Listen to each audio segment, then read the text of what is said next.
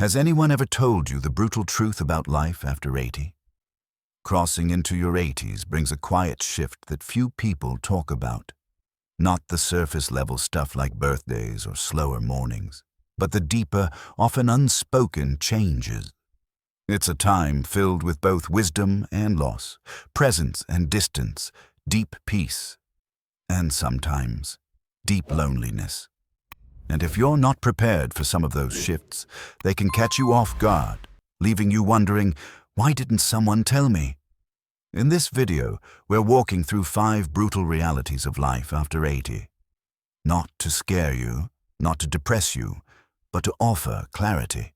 Because when you see these things coming, you're no longer at their mercy. You can prepare for them, and you can meet them with strength instead of surprise. We'll talk about the shrinking circles, the body that doesn't bounce back the way it used to, the creeping dependence that feels uncomfortable, even when it's necessary, the quiet way society starts to overlook you, and that strange ache that shows up when old regrets meet too much time and too little purpose. Stay with us until the end. Because while some of these truths may feel heavy, they also open the door to something powerful. Acceptance, resilience, and a chance to shape the final stretch of life with a kind of dignity no one else gets to define but you. Let's talk about what really happens after 80, and how you can walk through it with open eyes, steady hands, and your head held high. Number 1. A social circle that quietly disappears. One of the first realities that hits after 80 isn't physical, it's relational. The people who once filled your world begin to fade, often without warning. Friends pass, neighbors move, siblings grow quiet. Even longtime companions who once called every week start calling every few months. It's not personal, it's just time. But it leaves a space that can feel hollow, no matter how strong or independent you are. You wake up one morning and realize the phone doesn't ring like it used to. The invitations slow down. The family visits grow shorter, more rushed. People still love you, but they're busy, distracted, or dealing with their own aging in different ways. And slowly, the everyday interactions that once kept your life rich with voices and laughter begin to thin out. This isn't something anyone prepares you for. In your 60s, even your 70s, most people are still around. There's energy, movement, check-ins. But after 80, there's a shift. You begin to outlive people, you begin to outpace conversations. And that shift is quiet. So quiet that at first, you might not even notice it's happened. I knew a man named Walter, 84, who used to go to the same coffee shop every morning for years. The staff knew his order. His friends met him there without even texting first. It was a rhythm. But over time, those friends stopped coming. Some passed, some moved, others just stopped driving. One day, Walter told me, "It's strange to walk into a place where everyone used to know your name and now you're just the man in the corner booth." The pain of that kind of loneliness isn't always loud. It doesn't always come with tears or visible grief. Sometimes, it's just a long silence after dinner. A walk that feels a little too quiet. It's realizing that the list of people who really know you is getting shorter, and you can't stop it. But knowing this reality means you can do something about it. You can open new doors even when others have closed. You can stay connected on your terms. Whether through a church group, a weekly lunch, a phone call you initiate, or even a handwritten letter. Because after 80, connection doesn't come to you the way it once did. You have to go get it, and that takes courage. But you've made it this far. You already have that courage in you. Number 2, a body that stops bouncing back. By the time you reach 80, your body doesn't whisper. It speaks clearly. The little aches that used to come and go now linger. The fatigue that once faded after a nap might stretch into the next day. And the truth that catches many people off guard is this. After 80, Even small health problems can change your life overnight. You might wake up feeling fine, go about your day, and by evening something feels off. A little dizziness, a sore leg, a cough that sticks around longer than expected. Suddenly, you're sitting in a waiting room, hearing words like monitoring, imaging, or possible admission. What used to be brushed off with rest now demands real attention. And often, there's no going back to how things were before. What makes this stage so difficult isn't just the physical pain, it's the unpredictability. You can do everything right, eat well, move gently, get your sleep, and still feel like your body is one step ahead of you, making decisions you didn't agree to. A misstep on the stairs can lead to weeks of recovery. A stomach bug can drain you for days, and even when you recover, things don't always return to normal. Your balance might feel off. Your breathing might take more effort. The bounce back isn't what it used to be. I once met a woman named Gloria, 81, sharp, active, and proud of her independence. She loved tending her backyard garden, walking the neighborhood, staying engaged with her book club. But after a minor fall while trimming a rose bush, everything changed. It wasn't the injury, she said. It was the aftermath. Weeks of rest turned into months of reduced strength. Her confidence slipped. I thought I was just taking a break, she told me, but my body treated it like a full stop. That's the part no one tells you. At 80, rest is not always restorative in the same way. It can quietly turn into decline, if you're not careful. And sometimes, even when you are careful, your body decides to slow down anyway. You realize you're not bouncing back, you're adapting forward. But here's the strength in knowing this. You start honoring your energy more wisely. You learn to pace yourself, not out of fear, but out of respect for what your body has carried you through. You treat health not as a guarantee, but as a daily practice, a sacred one. And when you do that, even if the bounce is gone, your footing becomes steadier. You walk slower, but more aware.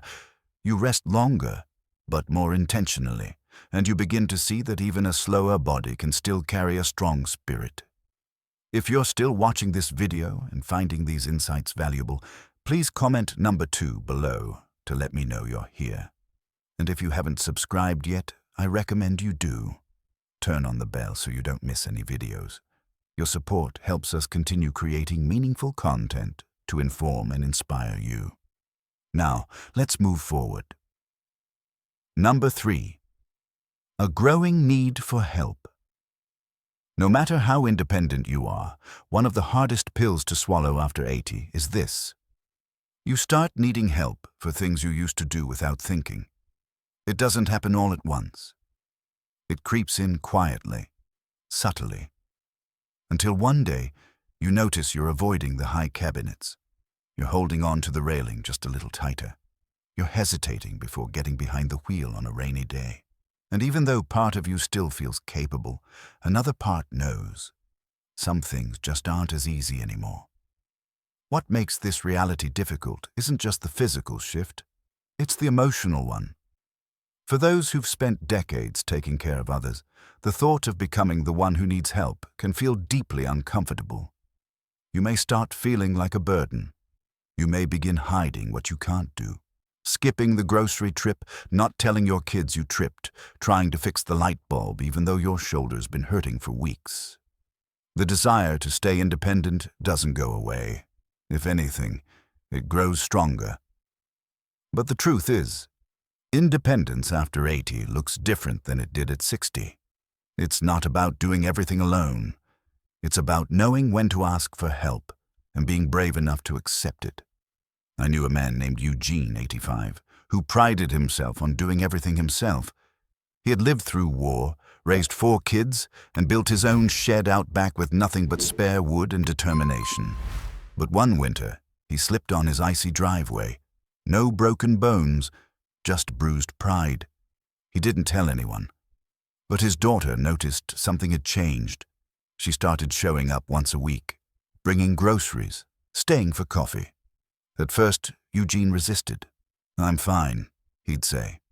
But over time, that coffee became a ritual. Eventually, he admitted something that surprised even him. It's nice, not having to carry everything alone. That's the shift. It's not weakness. It's wisdom. Knowing that accepting help isn't a loss of independence. It's a way of protecting it. Because when you allow someone to help you climb the stairs, drive you to the doctor, or carry that heavy bag, you're actually giving yourself more years of doing what matters most. And not all help has to come from people. It can be a grab bar in the shower, a stool in the kitchen, a reminder on the fridge. These small supports don't take away your dignity. They preserve it. After 80, the bravest thing you can say might just be, "I could use a hand." Because the older you get, the more strength you show by choosing safety over pride, peace over struggle, and connection over isolation. Number 4, a presence the world starts to overlook. One of the more painful realities of life after 80 isn't about your body or your memory. It's about your presence. Slowly, you begin to feel invisible. Not to the people who love you, maybe, but to the world at large. The cashier looks past you to the person behind you.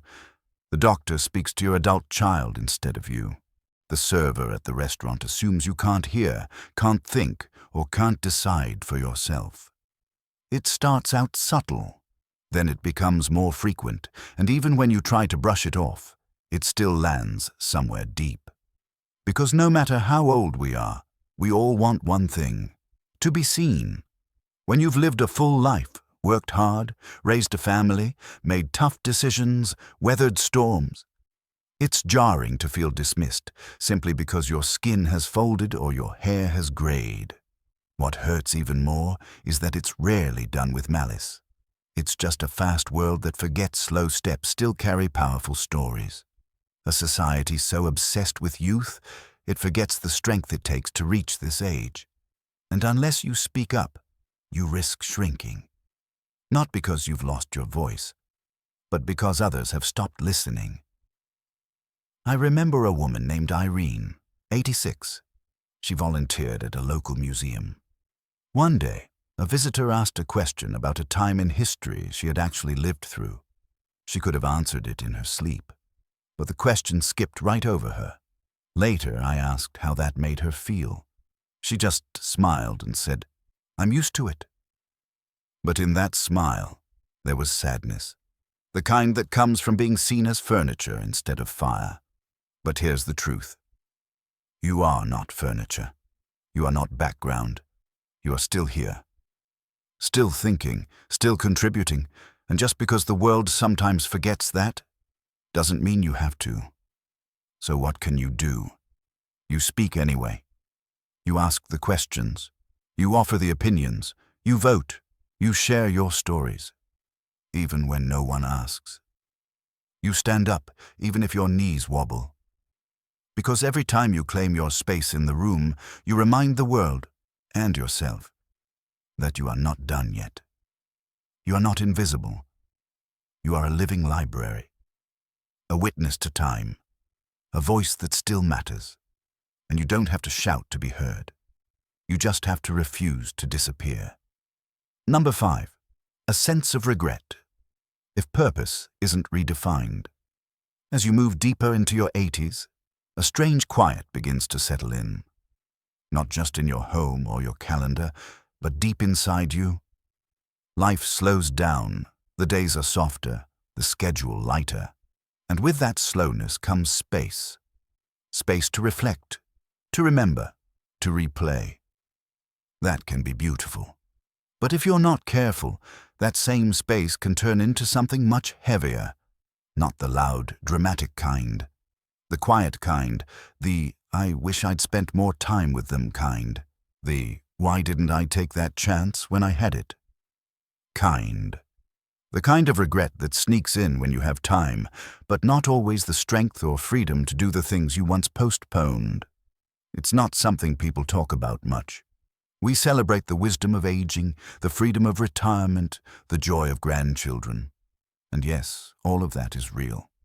But so is this often unspoken question: What now, if you've spent your whole life working, giving, running, raising, serving, and then it all stops? It can feel like your purpose has stopped with it. I knew a man named Stanley, 88. He had been a teacher for over 40 years. After he retired, he felt proud, but also strangely hollow. "No one needs me anymore," he once said. But that wasn't true. He just hadn't found a new way to be needed. Because purpose doesn't retire, it simply changes shape.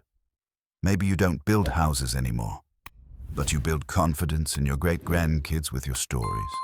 Maybe you don't lead meetings, but you lead with presence when someone is grieving.